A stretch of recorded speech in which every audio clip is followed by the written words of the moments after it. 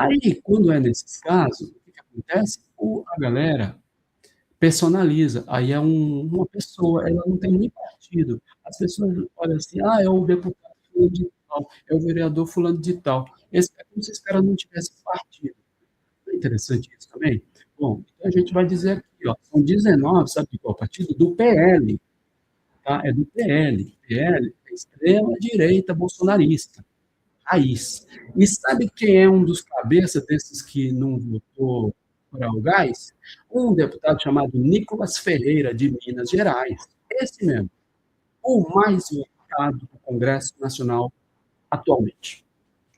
Esse rapazinho, que levou um monte de gente para uma passeata, assim, o nome daquele negócio lá, e o São Pedro jogou um raio no meio do povo, ninguém quer que ele receba um raio, mas caramba, velho, responsabilidade do caramba jogar o povo para lá. Bom, essa é outra história. Mas, enfim, Nicolas Ferreira, de Minas Gerais, votou contra o gás. Kim Kataguiri, de São Paulo, votou contra o gás. Esse daí é do União Brasil. Ricardo Salles, lembra do Ricardo Salles, o cara da boiada? Esse mesmo, também de São Paulo. Tudo gente campeã de voto. Por isso a gente tem que lembrar aqui, tá? Tem que lembrar que esse ano tem eleição. Esse ano tem eleição. Esse povo vai pedir voto. Ricardo Salles, Kim Kataguiri, é o Nicolas Ferreira. Ricardo Salles também é do PL. Carlos Jordi, do Rio de Janeiro, do PL. Eros Biondini, do PL. Mais 5 do Novo. Então, e gente, anota no seu caderninho o nome desses caras, porque, assim, eu não sei se você gosta do voto, se você não gosta do governo atual, mas, cara, agora, se você não quer, se você acha justo que um sujeito que trabalha e ganha meio salário mínimo, coisa assim, uma família, sei lá, e que essa pessoa tenha que, esse salário, de conseguir comprar o gás e tudo, você acha tudo isso justo? E você ainda acha justo que o cara do Congresso lá, esse mês, essa mesma galera que foi contra o gás, que é a favor do auxílio alimentação lá para o cara do Congresso, tirar o teto, para a gente de 46 mil reais, 46 mil reais, enfim. Pô, você acha tudo isso justo? Não vamos nem discutir. Se quiser escrever aqui, eu acho justo, escreve, tem o seu comentário, não tem problema, né? A gente vai respeitar aqui o comentário, mas, sinceramente, pensa um pouquinho. Bom, São Paulo, Minas, Rio Grande do Sul são os que dominam essa lista, tá? São Paulo, Rio, Minas, Rio Grande do Sul. Os deputados daqueles estados que gostam, né, que muita gente gosta de dizer que lá para o norte, nordeste, não sei o quê, são os civilizadões aí, tá? Olha, gás para o pobre cozinhar, não, para essa turma, não. Gás para o pobre cozinhar, não, não pode. Você tem que ir para a fila do. E aí, nesse caso, aí o cara, aproveitador, ele faz a votação, né? Porque a grande maioria, não tem só 29, ó. Isso aí essa é aquela minoria que pede para ser pilantra e dá duas voltas na fila, certo? Esse cara que pede para ser fascista não fica na fila uma vez só, não, ele dá duas voltas. É, esses 29 aí. Por que, cara, mesmo com um cara de direita, o cara está no ano de eleição, o cara tem um pouquinho de vergonha na cara, ele pensa um pouquinho no seu eleitorado, um pouquinho só, ele vai falar, cara, pelo menos eu vou votar, né, cara? Mesmo que eu não seja a favor, eu vou votar, senão eu vou ter problema na eleição. Mas não, cara, esses 29, não. Você vê a confiança dessa galera. Eles acham que mesmo em condições, eles estão com a eleição garantida, não precisa. Eles podem ser, dar duas voltas na fila da maldade. Isso. E aí, assim, essa votação, ela é pública, né? Os nomes aparecem. Por quê? Porque é propaganda eleitoral. Agora, a votação da folga para a elite, para você dar 3 dias de trabalho, 1 de folga, aí não, aí é uma portaria escondida no apagar das luzes, rapidinho, sem discussão nenhuma, pá, pá, pum, pá, quem aprova fica aí com destaque, não aprova se manifeste aprovado, pronto. É assim, é a pouca vergonha em ano de eleição. Por isso, gente, que a gente precisa. Aí, cara, assim, não, a gente aqui, nós temos um lado, nós temos um lado, não tem essa. Entendeu? A gente não fica aqui divulgando fake news, você pode procurar, tudo isso que nós estamos falando aqui é verdade, isso aqui não é mentira, não. Tá aí, tá na mídia e tal, entendeu? Tá lá nos escritos oficiais do Congresso, não tem nada de invenção aqui, tá? Escreve aí, se a gente errar também, a gente admite o erro, tenta corrigir da melhor maneira possível, porque também todo mundo pode errar. Agora, pilantragem a gente não vai fazer, cara. Agora tem que dar nome aos bois e a gente não é esses isentão que diz que é. Não, a gente, porque é o seguinte, ó, com todas as contradições do governo Lula, pô, meu, é o quê? Vocês vão eleger esses pilantras aí para 2026 para colocar o povo na fila do osso, é isso? Pô, não dá, né? Então é Lula 2026 para a gente reequilibrar a dignidade para o povo trabalhando. É isso, gente. Ó, eu vou contar uma história aqui, vou aproveitar com esse negócio do Congresso, porque assim, ó, para mim, isso dói pra caramba, sabe por quê? Vou contar, quem tá aí, eu não gosto muito de ficar falando de mim, não, mas eu vou aproveitar e vou falar porque, cara, assim, pô, cara, quem é representante do povo, quem é representante de uma categoria, quem representa, quem é representante de um sindicato, quem é sindicalista sério, quem está no movimento social, pô, quem é síndico de um condomínio, quem é, sei lá, representante de classe, de uma escola, sei lá, qualquer coisa que você represente, você tem que, porra, pelo menos ter respeito pelos seus representantes, gente. Não dá. Isso para mim dói muito. E aí eu vou contar aqui uma história pessoal, porque, cara, assim, o Brasil, às vezes, assim, a gente faz as coisas, quer fazer as coisas direitinho, e às vezes é chamado de trouxa, né? Esse deputado, esses 29, eles se acham os espertões, né? Porque o cara ainda ferra a vida do povo e ele ainda, depois, pode ser que ele seja eleito, é bem provável, ainda o cara seja eleito e ele tira sarro. O cara é espertão, velho. Espertão, ó, votei lá para dar mordomia para a galera, votei mesmo, entendeu? E tirar lá do pobre que se quiser que vá trabalhar dobrado, e esse negócio de 6 por 1 não tem que acabar mesmo, o cara é mais ou menos assim. Mas olha, quando eu trabalhei na indústria química em Paulínia e fui dirigente sindical um período do curso da minha vida.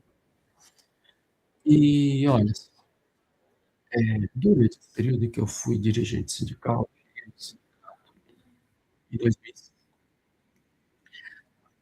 e quando eu entrei no sindicato, aí tinha uma regra no regimento interno, no regimento do sindicato, aquelas regras da Constituição do sindicato, vamos dizer assim, que dizia o seguinte, eu achava justo, é justo isso aí, é justo.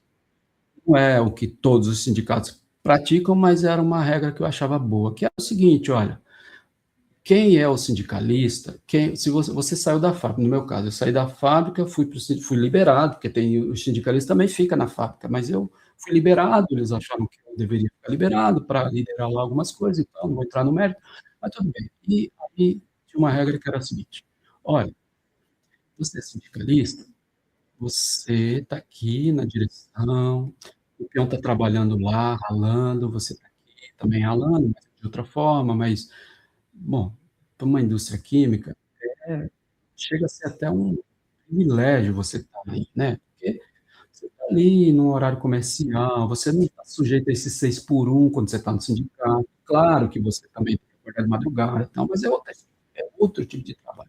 Não é aquela opressão do 6 por 1, é muito diferente, né? Então você tem uma certa liberdade, Você está ali, você é diretoria. Bom, tudo bem, você está na diretoria, eu estou na diretoria, sou diretor do sindicato, mas, porém, entretanto, todavia, eu não posso ter vantagens em relação ao cara que está na fábrica. Se eu sair da fábrica ganhando 1.000, eu vou continuar no sindicato como diretor, ou seja lá o que for, ganhando 1.000. Se o peão lá, que está lá, o meu companheiro, que está lá na fábrica de trabalho, 1.000 e ganha mais uma cesta básica, eu também posso ganhar uma cesta básica. Se ele não ganha, eu não ganho. Ou seja, tem uma equiparação aí, não tem vantagem. Estava lá no regimento, está no regimento. Não sei se está ainda, porque eu já saí faz tempo, mas enfim, na época estava. Bom, resumindo a história, num determinado momento, acho que lá para 2010, 10, 11 por aí, acho que foi por aí, resolveram, por não sei por que cargas d'água, não lembro direito por quê. Ah, eu acho que sim, porque realmente era uma categoria bem heterogênea. Você tem fábricas e fábricas. Por exemplo, a fábrica que eu trabalhava era uma fábrica que tinha um salário médio razoável. A Rod era uma fábrica onde o salário médio era razoável. Existem as grandes empresas, as multinacionais, onde mesmo o peão ele acaba ganhando um pouco mais do que, por exemplo, um peão de uma que a gente chamava de boca de porco, aquela empresa plástica que tem poucas condições que faz aqueles tubos, que faz umas coisas que, olha, que tem condições de trabalho muito precárias, que às vezes você tem que ficar chamando o Ministério Público, porque tem acidente pra caramba, às vezes o cara não tem nem um lugar para comer, tem de tudo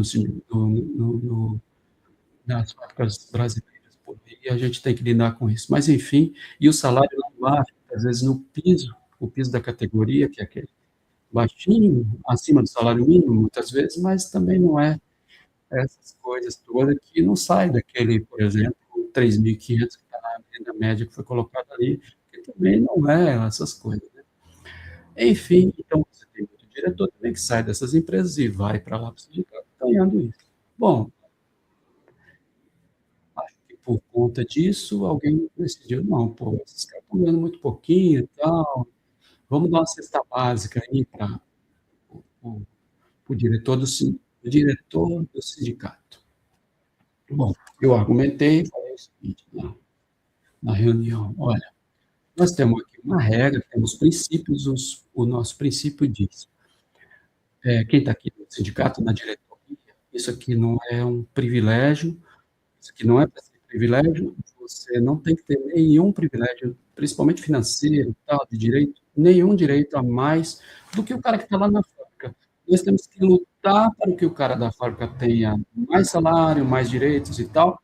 E se ele tiver, e eu ainda continuo sendo operário, eu vou ter também, porque se ele tem, eu tenho também. É isso. Agora, eu não vou ter a mais, porque eu, meu poder aqui de mandar num sindicato aqui e tal, eu vou agora aumentar e vou pegar uma parte do dinheiro do sindicato e vou colocar nos meus rendimentos. Isso a gente não pode fazer. Mas aí foi botar, não, mas era uma cesta básica para cada diretor do sindicato de R$ 60. Pouquinho. Tal, mas eu falei, cara, não, eu não aceito isso.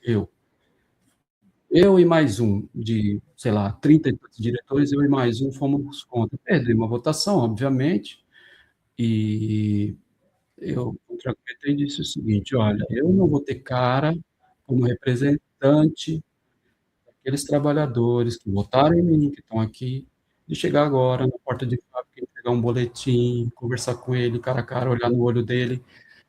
E o companheiro, que até ontem eu estava ali com ele na fábrica, ali no chão de fábrica, ralando, carando aquela coisa, e dizer para ele: ó, eu ganho a cesta básica, você não ganha, entendeu?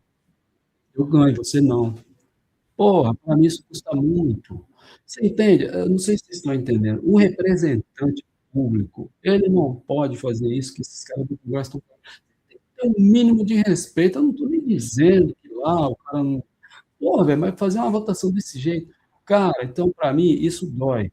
Porque eu rejeitei esses 60 pontos, fui chamado de trouxa, tudo bem, não tem problema, mas o valor é pequeno. Cara, não é o valor, é o princípio que é quebrado. O valor, claro que ele é pequeno. Vez no caixa do sindicato, mesmo 60 para 30 pessoas, não é. O sindicato arrecadava muito. Não é essa a questão é você quebrar os princípios. Você é representante, a regra está lá escrita, a regra tem que ser cumprida, não tem que ficar dando jeitinho, meu. E a gente não pode ficar votando em deputado, em senador, que faz esse tipo de coisa, que diz respeito o pobre trabalhador, o cidadão, que ganha pouco, que rala muito, que não tem oportunidade nenhuma de falar com ninguém. Porra, e muitas vezes até o sindicato do cara não serve para bulhufas nenhuma, cara. A gente sabe como que a coisa funciona. Isso custa muito. Bom, eu era chamado de trouxa e todo mês, quando aquele cheque de R$ 60 vinha para mim, eu fazia uma cartinha de próprio punho e devolvia para a direção do sindicato, porque eu falei, isso eu não vou receber. Fiquei assim até sair, porque daí, enfim, né? Saí. Fui saído, porque também, né? A coisa começa a andar. Se quiserem que eu conte mais, escreve aí. Se quiserem, a gente tem muita história para contar, inclusive do sindicato. Se quiser, nos comentários a gente vai contando. Mas vocês entenderam, gente? É representante. Se é representante do sindicato, é pouco. Ah, é muito. É pouco. Cara, a gente não pode. Nós temos que ter respeito. Respeito ao trabalhador, respeito pelo Brasil, respeito pelas regras, respeito à Constituição, respeito ao regimento do sindicato, ao regimento da associação de bairro, ao regimento do movimento social, seja lá o que for. A gente não pode. Um representante público, principalmente, o cara que está no alto cargo da República, é um representante que está lá para criar leis, para fiscalizar, para para fazer desse Brasil grande. E o cara vem com essas coisas de negar gás, e no mesmo instante o cara votar privilégio para os seus, é de chorar, viu? Tudo da direita, tá? Lembra aí, escreve aí, tudo da direita.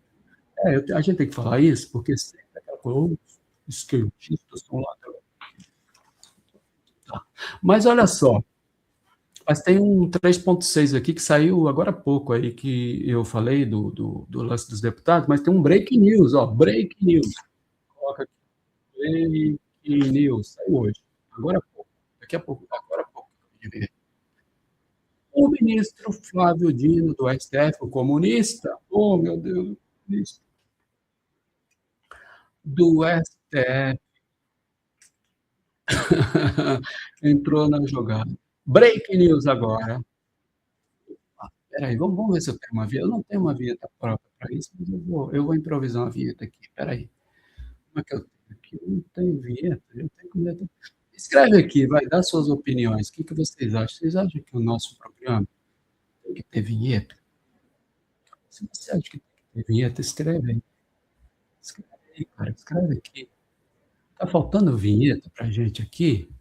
Porra, break news, gente. É break news. O Dino fez agora um quebra-galho para nós aí, ó. Eu vou improvisar essa vinheta aqui. Não é bem um break news.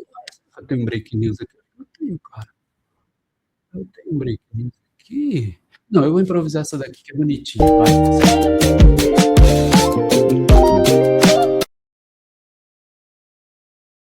Beleza aí, ó. Break news, não é um break news. Depois eu vou fazer uma break news aqui para vocês. O Flávio Dino. Olha só, gente, o ministro do STF suspendeu, cara, suspendeu esse daí que a gente estava criticando aqui agora, os penduricalhos dos servidores dos três poderes, olha.